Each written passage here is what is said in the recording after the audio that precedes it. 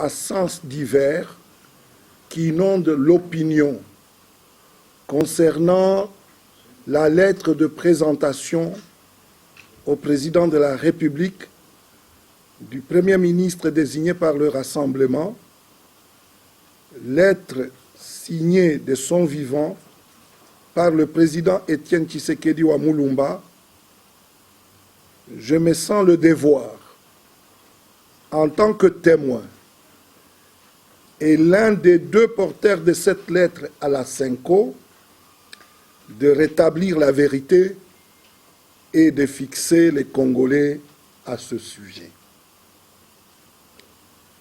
Il est simplement étonnant et regrettable d'entendre certains hommes politiques diffuser des informations sans aucun fondement. Cela ne peut que contribuer à nuire à la crédibilité et à l'honorabilité de la classe politique de notre pays. Nous devons éviter une telle attitude. J'affirme ici, devant la presse, que le président Tshisekedi a bel et bien laissé une lettre avant son voyage pour la Belgique. Lettre signée de sa propre main, dont nous avions parlé auparavant avec lui du contenu. Il m'a confié cette lettre en présence de M. l'abbé Théo Chilumba, son secrétaire particulier, qui est prêt à en apporter le témoignage. Je vais l'appeler par téléphone. Il est à Bruxelles en ce moment.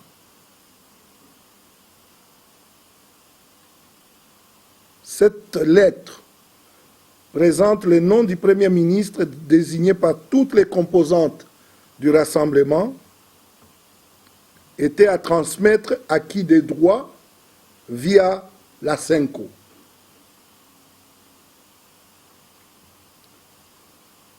Nous l'avons remise le 17 janvier 2017 en main propre à Monseigneur Outembi, président de la Senko, en présence de M. l'abbé Théo Chilumba, contre un accusé de réception. Nous avions tous un devoir de réserve et de confidentialité jusqu'à ce que cette lettre parvienne au destinataire. Vous comprendrez donc, mesdames et messieurs, pourquoi je ne pouvais pas faire cette déclaration jusqu'il y a quelques jours.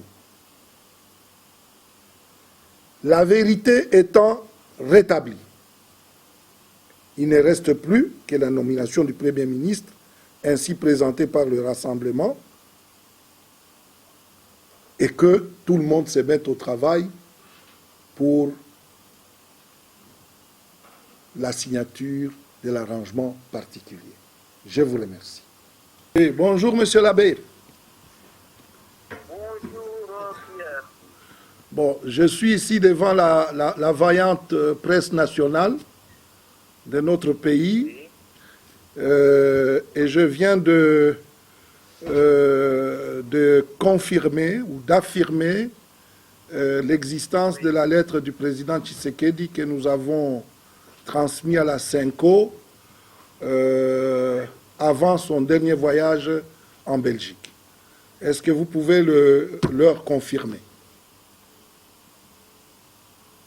Oui, Monsieur le Président, je confirme que la lettre a été déposée à la Senko.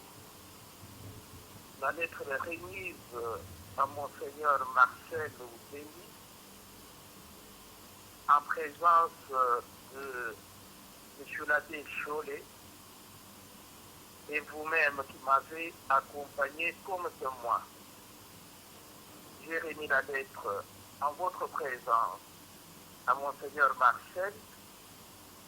Il a pris connaissance de la lettre et il a passé aussitôt après à M. l'abbé Cholet, qui qui a pris aussi connaissance de la lettre, comme la lettre avait un cachet confidentiel, Monseigneur a gardé la lettre. Et avant d'y arriver, il s'est noté que le président Étienne Tshisekedi Mulumba de son vivant, c'est moi qui l'avais chargé de consulter tous les responsables des composants qui forment le rassemblement des forces politiques et sociales actives au changement. Donc le président Tshisekedi, avant de prendre cette décision, avant d'écrire cette lettre, il adressait au président de la République, M. Joseph Kabila, via la CENCO. Il m'avait chargé de contacter tous les responsables pour qu'un consensus soit trouvé. Comme vous le savez, en tant que démocrate, il ne pouvait pas prendre une décision lui seul. C'est ainsi que moi, à qui il avait confié cette mission, j'ai rencontré les responsables suivants. Pour la dynamique, j'ai parlé avec Gilbert Kiakwama. Le G7, je parlais avec vous-même, Pierre Lund. G14, j'ai parlé avec Baudouin Boissa. AR, j'ai parlé avec Denis Fessanga. Allié, j'ai parlé avec Laurent Batumona. MPP, Frédéric Kita. CR, Kipengeyezu et les autres.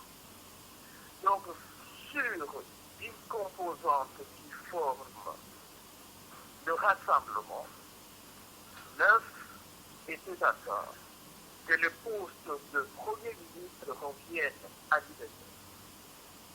Et le président m'avait demandé, une fois que les composantes sont d'accord, que l'UDPS présente le Premier ministre, alors il fallait leur demander, leur présenter aussi des candidats que l'UDPS, que le président pouvait bien présenter. Et il y avait 4 noms. Et de ces 4 noms, toutes les composantes étaient d'accord, sauf une seule, que le nom de M.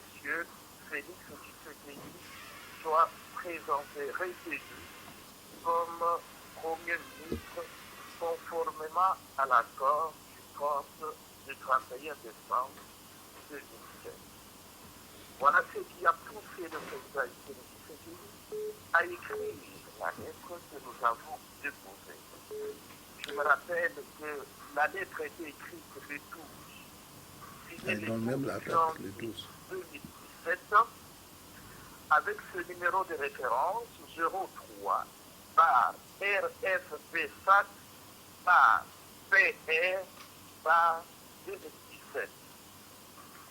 Elle a été déposée à 17h18. Ok. Je peux dire, voilà. Monsieur l'abbé, nous avions les devoirs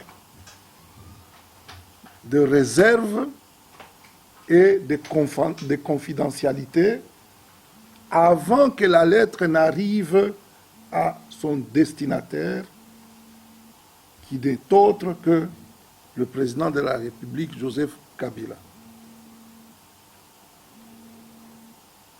Et vous comprendrez donc que vous donnez une copie d'une lettre qui est destinée à un président de la République et me semble assez délicat. D'abord, je n'ai pas cette copie, moi, personnellement. S'il y a une copie, c'est une copie qui est dans les archives du cabinet du président Tshisekedi. Et moi, je ne peux pas aller dans son cabinet, prendre la copie et vous la donner. Moi, je vous apporte simplement mon témoignage. Olenga comprendra également que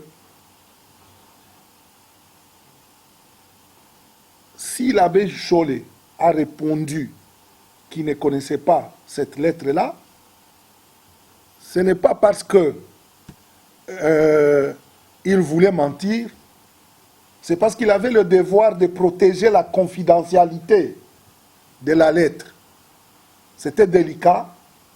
Moi-même, j'ai vu quand on l'a, ça a eu des questions, et il était obligé de donner la réponse qu'il a donnée, mais c'était certainement pour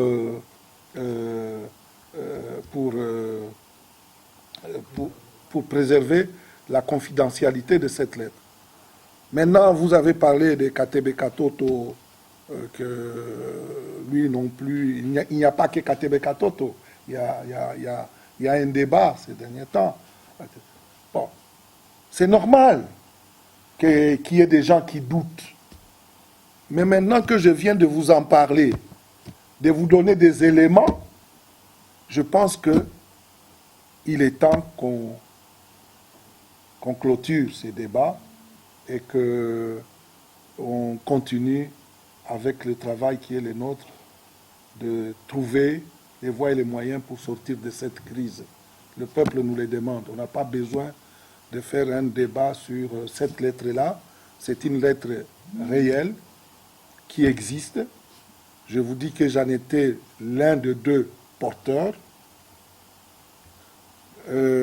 L'autre porteur vient de vous donner son témoignage, parce que lui, il est auprès de la dépouille du président Tshisekedi, donc il ne peut pas être ici. Pour moi, c'est suffisant pour mettre fin à ce débat malsain. Voilà. Autre question, la dernière.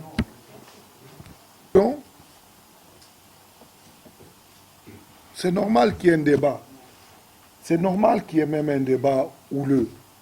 C'est normal qu'il y ait même des gens qui se bousculent.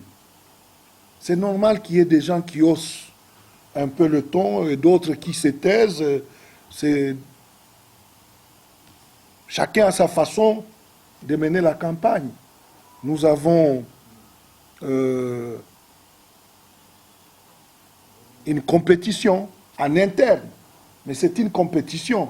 C'est normal que ceux qui ont posé leur candidature puissent effectivement essayer de faire prévaloir leurs atouts. Bon. Moi, je ne pense pas que la population doit, disons, craindre le pire.